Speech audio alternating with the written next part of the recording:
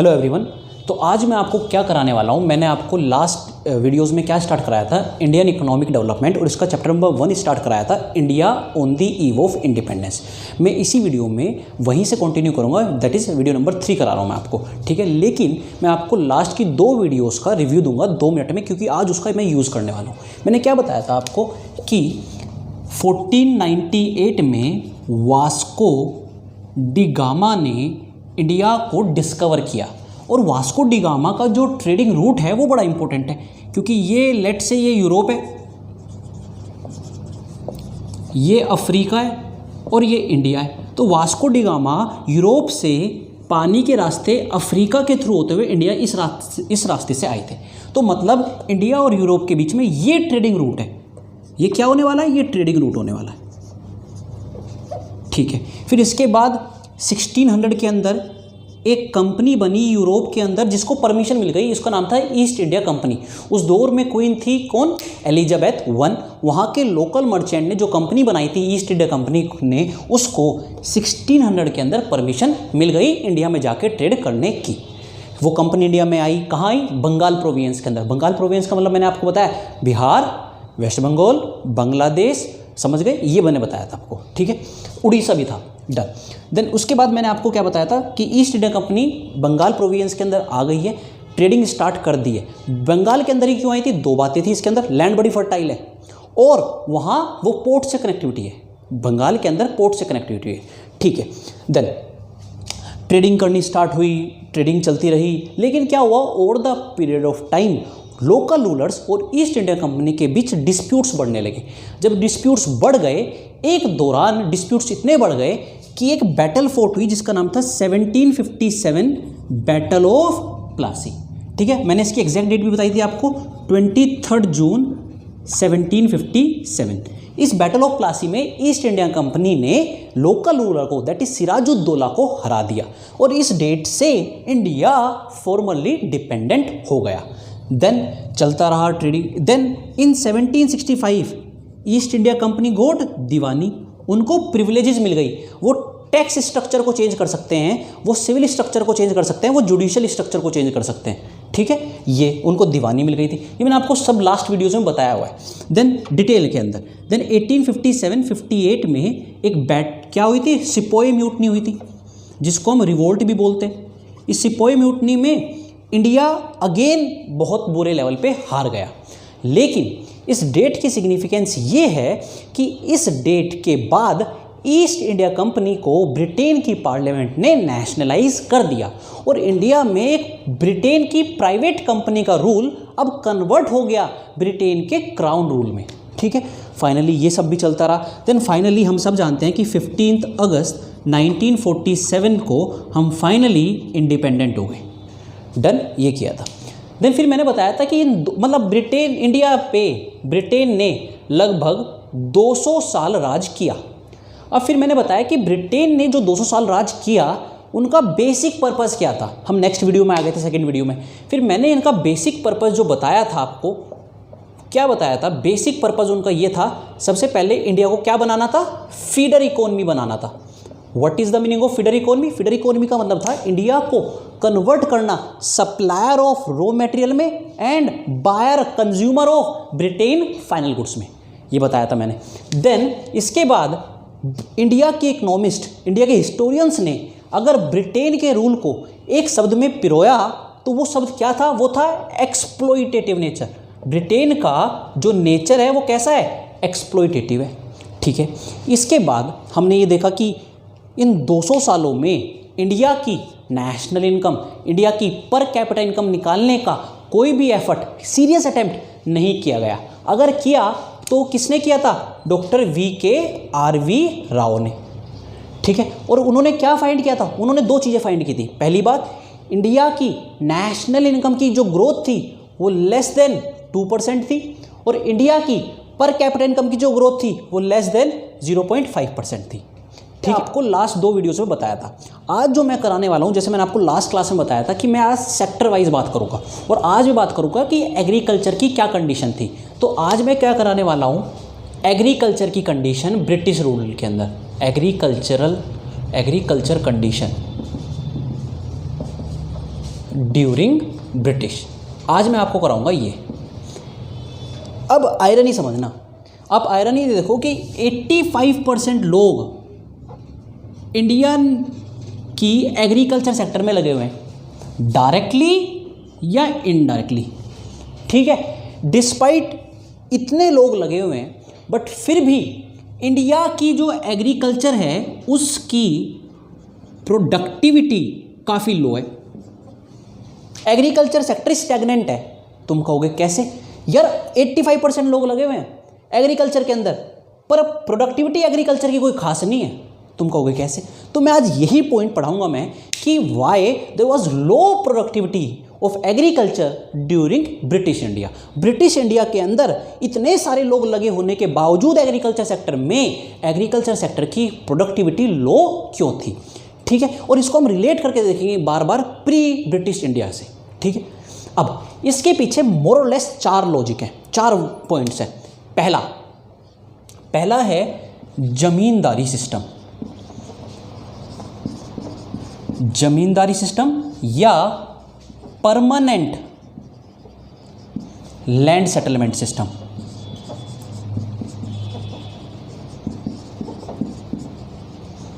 पहला क्या है? जमींदारी सिस्टम या परमानेंट लैंड सेटलमेंट सिस्टम। यह एनसीईआरटी में भी जिक्र किया हुआ है, ध्यान सुनेंगे आप। मैं क्या करा रहा हूँ कि इतने सारे लोग लगे होने के बावजूद एग्रीकल्चर सेक्टर की ब्रिटिश टाइम पीरियड के अंदर प्रोडक्टिविटी लो क्यों है। देखो, पहला है zamindari system, permanent land settlement system. अब इसके अंदर क्या है? पहला क्या किया है कि ब्रिटिश ने एक सिस्टम लॉन्च किया जिसका नाम था जमींदारी सिस्टम।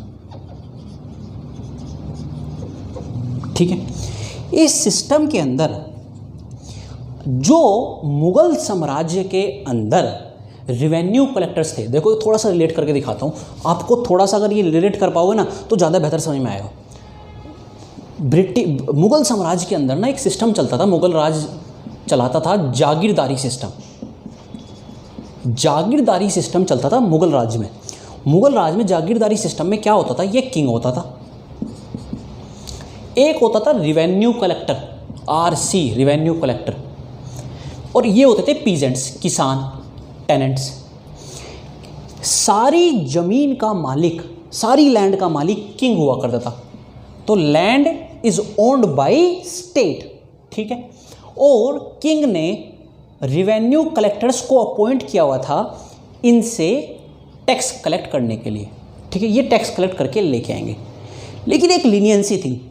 बाई चांस प्रोडक्टिविटी अच्छी हुई तो टैक्स भी ज़्यादा मिल जाएगा, पर हाँ अगर बाई चांस प्रोडक्टिविटी कम हुई तो किसान की इस बात को राजा समझता था और उनसे टैक्स भी कम ले लिया करता था। ठीक है, तो टैक्स की जो कलेक्शन होगी वो एज पर प्रोडक्टिविटी होगी। ठीक है, तो ब्रिटेन जब आया, ब्रिटेन ने ये देखा, क्योंकि उसको टैक्स के राइट्स मिल गए हैं, स्पेशली किसके? बंगाल के अंदर। समझ रहे हैं? तभी ये जमींदारी सिस्टम कहाँ आया? बंगाल के अंदर आया। समझ रहे हैं आप? दीवानी सिस्टम बंगाल के अंदर मिला है उन्हें पहले, तो इसलिए जमींदारी सिस्टम भी सबसे पहले बंगाल के अंदर आया। ये इसलिए मैंने बताया आपको। ठीक है, अब हुआ क्या है कि इस सिस्टम को ब्रिटेन ने देखा कि यार एक्चुअली कुछ इंसेंटिव नहीं है हमारे पास टैक्स कलेक्ट करने का। फार्मर तो हमें, मतलब फार्मर ज़्यादा प्रोड्यूस क्यों करे? जब फार्मर को ये दिख रहा है कि अगर मैं ज़्यादा प्रोड्यूस करूँगा तो ज़्यादा टैक्स देना पड़ेगा, कम प्रोड्यूस करूँगा तो कम टैक्स देना पड़ेगा, तो कम ही प्रोड्यूस करेगा ना।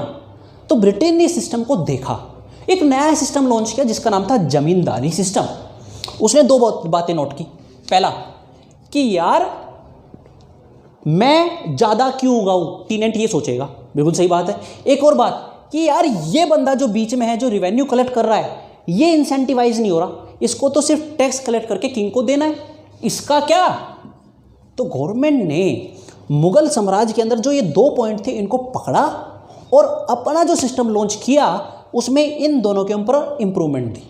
क्या किया उन्होंने? एक सिस्टम लॉन्च किया, जमींदारी सिस्टम। मैंने क्या बताया? कहाँ आया ये सिस्टम? बंगाल के अंदर।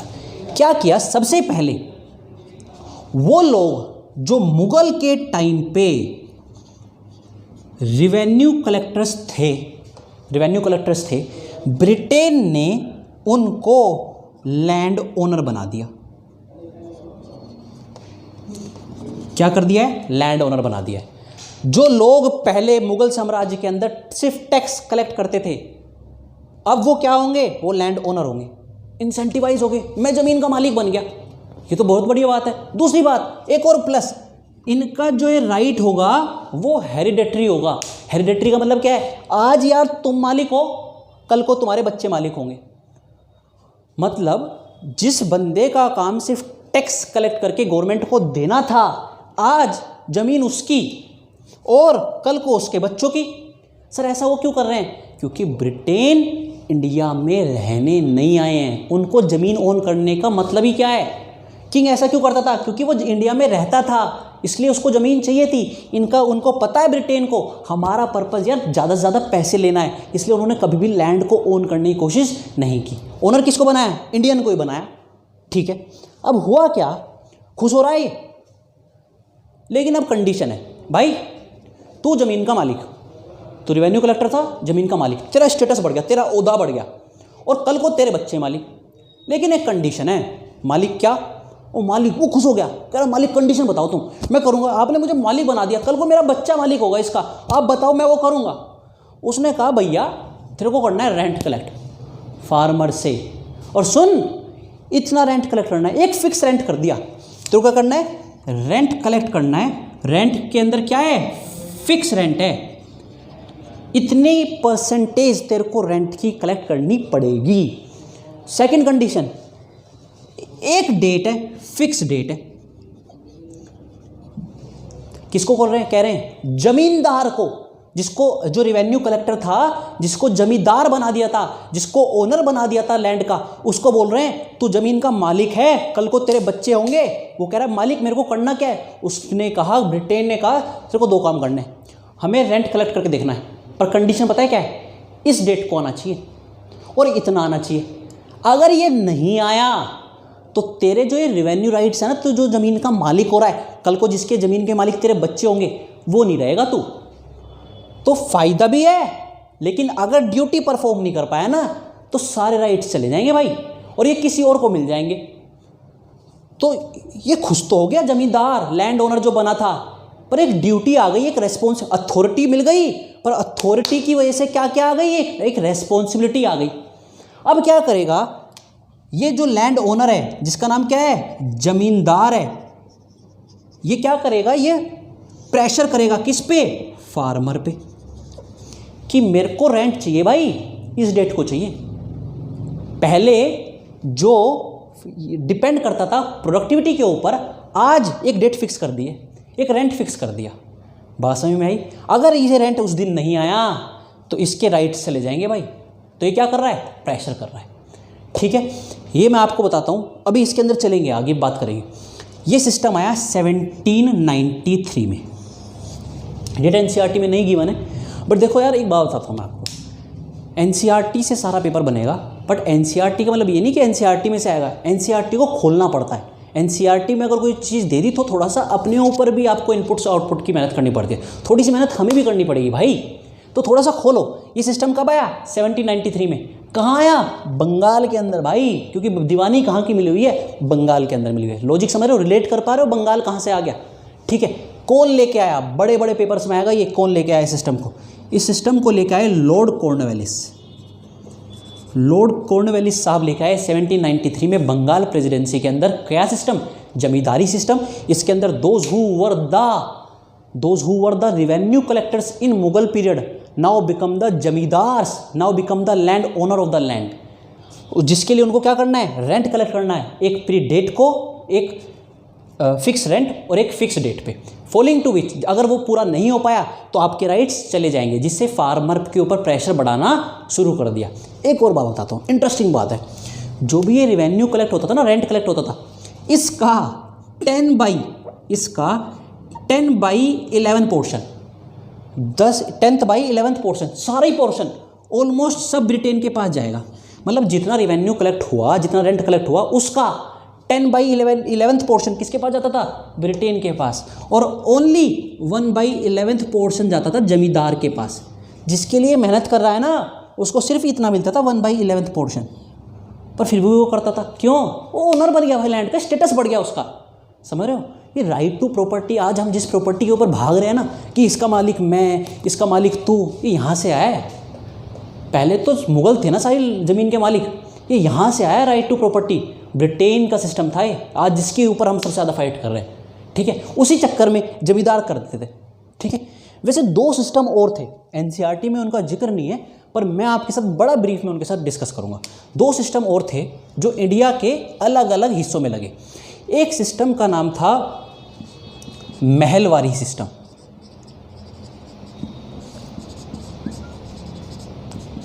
What is Mahalwari system?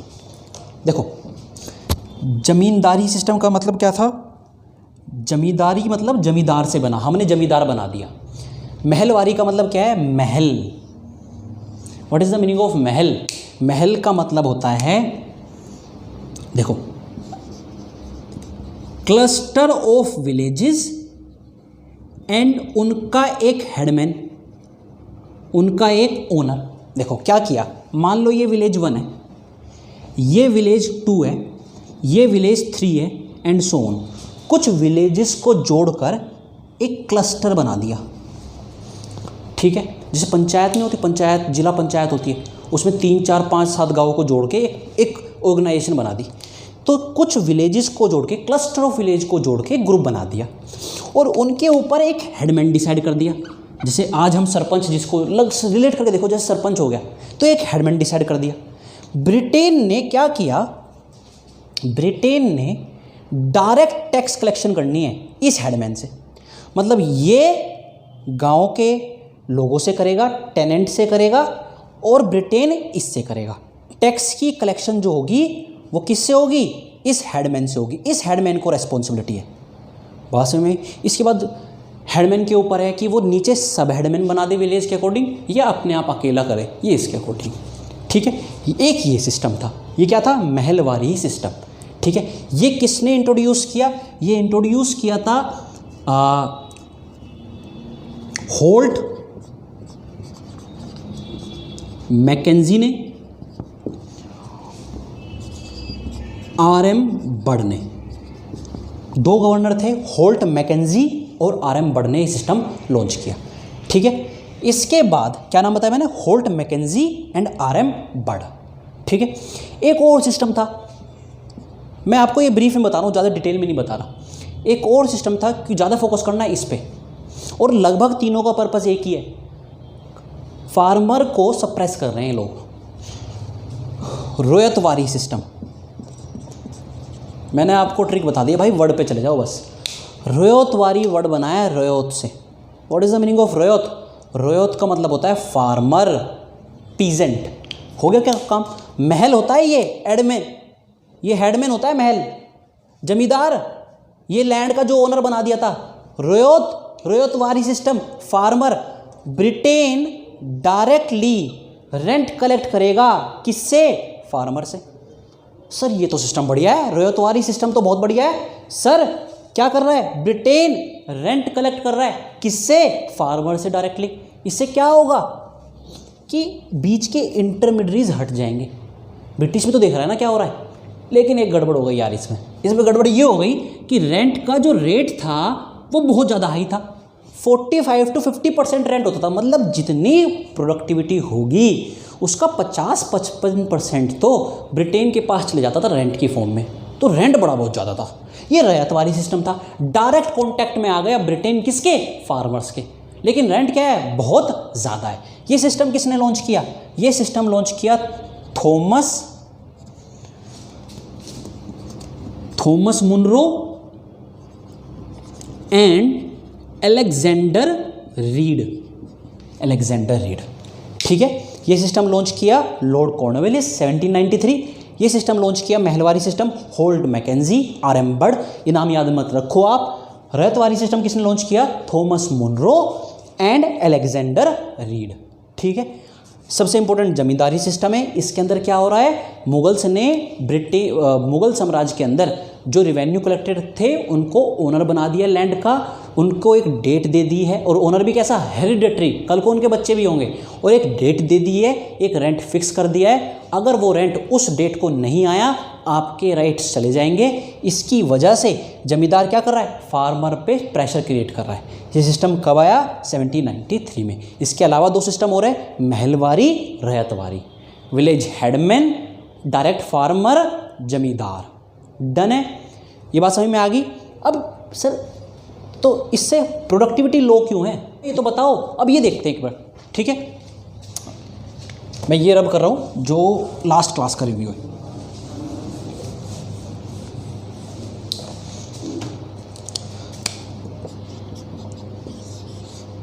देखो, किसी भी केस में जमींदारी सिस्टम देख लो, महलवारी सिस्टम देख लो, रैयतवारी सिस्टम देख लो, मेनली फोकस करो जमींदारी सिस्टम पे। हमें एनसीईआरटी में ये दिया हुआ है। अब ये देखो भाई, फार्मर को तो कोई इंसेंटिव ही नहीं मिल रहा, फार्मर को सारा का सारा पैसा देना ही है। ये तो जमींदार को देना है, और जमींदार किसको देने वाला है, जमींदार देने वाला है ब्रिटेन को।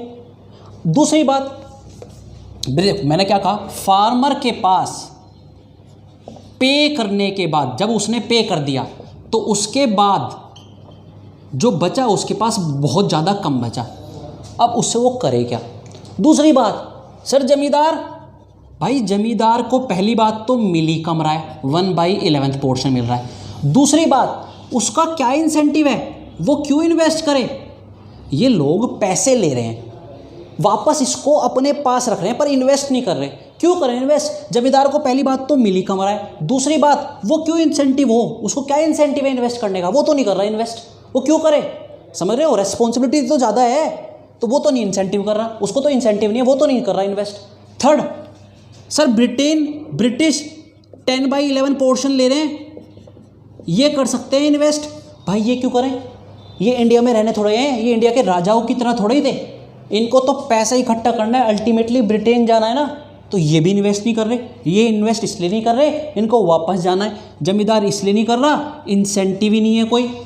तीसरा, फार्मर के पास सारा पैसा इन लोगों को पे करने के बाद बचता ही बहुत कम है, तो पैसा री इन्वेस्ट नहीं कर रहा, वापस कैपिटल फॉर्मेशन नहीं हो रही, वापस री इन्वेस्ट नहीं हो रहा। जब पैसा री इन्वेस्ट नहीं हो रहा तो प्रोडक्टिविटी नहीं बढ़ रही। बात समझ में आ रही। तो एग्रीकल्चर की प्रोडक्टिविटी क्या होने लगी, कम होने लगी। ये मेरा था पहला पॉइंट, ठीक है। सेकंड, ये मैंने आपको पहला समझा दिया। सेकंड, थर्ड और फोर्थ बहुत इजी है। सेकंड है कमर्शियलाइजेशन ऑफ एग्रीकल्चर,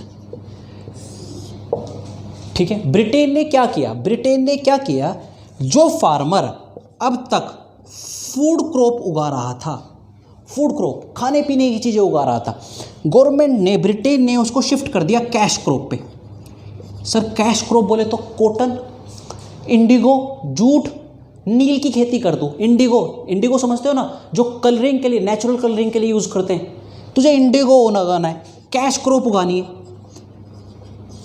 मतलब क्यों गए वो, इसके पीछे ब्रिटेन ने लॉजिक भी दिया। फार्मर को बोला, भाई एक काम करेंगे, देख जब तू कैश क्रॉप उगाएगा ना तो तेरे को उसके ज़्यादा प्राइस मिलेंगे as compare to food crop, तेरे को ज़्यादा पैसे मिलेंगे। फार्मर कह रहा है, यार ज़्यादा पैसे मिलेंगे तो मेरी इनकम भी ज़्यादा हो गई। तो फार्मर राजी हो गया, मरता क्या ना करता। अब आओ ब्रिटेन के ऊपर। सर ब्रिटेन ऐसा क्यों कर रही थी, 1750 ब्रिटेन इंडस्ट्रियलाइजेशन है वहाँ पे, उनको क्या चाहिए, रॉ मटेरियल। कहाँ से आएगा, इंडिया कॉलोनी, तो उनको चाहिए रॉ मटेरियल। तो उन्होंने ये क्यों किया है, उन्होंने ऐसा किया है रॉ मटेरियल के लिए। फार्मर क्यों मान गया, कैश क्रॉप पे शिफ्ट होने के लिए, प्राइस ज़्यादा मिलेगा तो इनकम ज़्यादा होगी। ब्रिटेन क्यों चाह रही है, क्योंकि उसको रॉ मटेरियल चाहिए। क्यों चाहिए, क्योंकि इंडस्ट्रियलाइजेशन आ गया है। कहाँ, ब्रिटेन के अंदर। तो सर कोई बुराई तो है नहीं इसमें, सब बुराई समझो। कल को नेचुरल फैक्टर पे हम डिपेंड है, बारिश ना हुई तो पैदावार कम होगी। क्या इंडिगो खाएगा, खाने के लिए तो कुछ नहीं है ना। पहले अनाज तो खा लेता था जो उगाता था। क्या हुआ, दूसरी बात कि कल को अगर क्राइसिस आए ना तो फार्मर की कंडीशन और बुरी हो जाएगी। दूसरी बात क्या हुआ, इससे कैश क्रॉप उगाने से लैंड की फर्टिलिटी क्या होती चली गई? कम।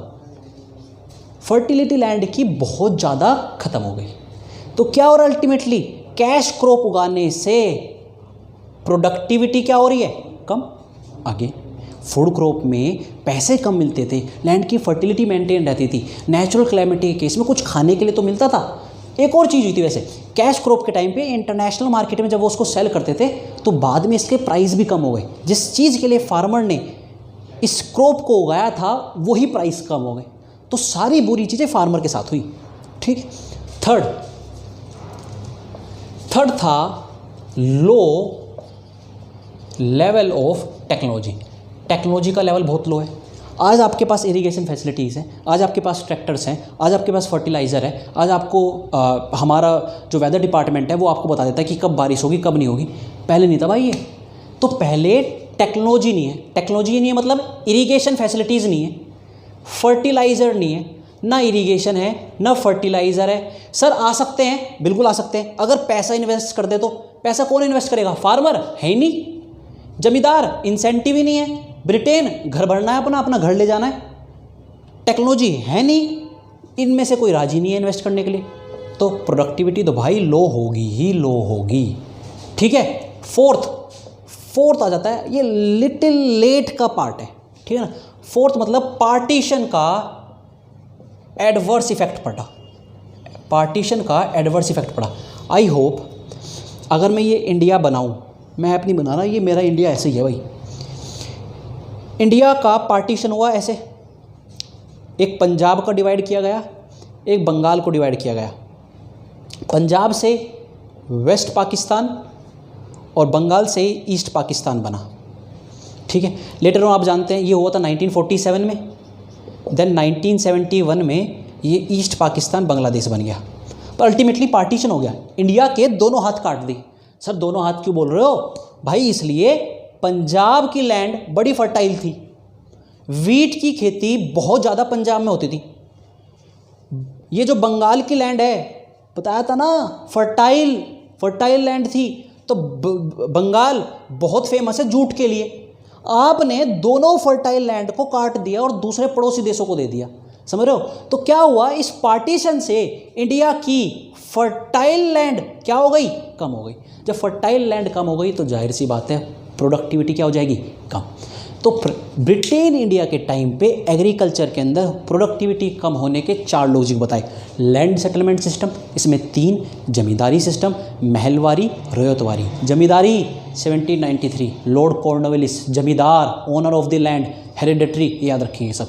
एक डेट फिक्स है, अगर उस डेट को, एक रेंट फिक्स है, इतना रेंट उस डेट को नहीं आया, तेरे राइट्स गए। प्रेशर फार्मर पे बढ़ रहा था। बात समझते थे?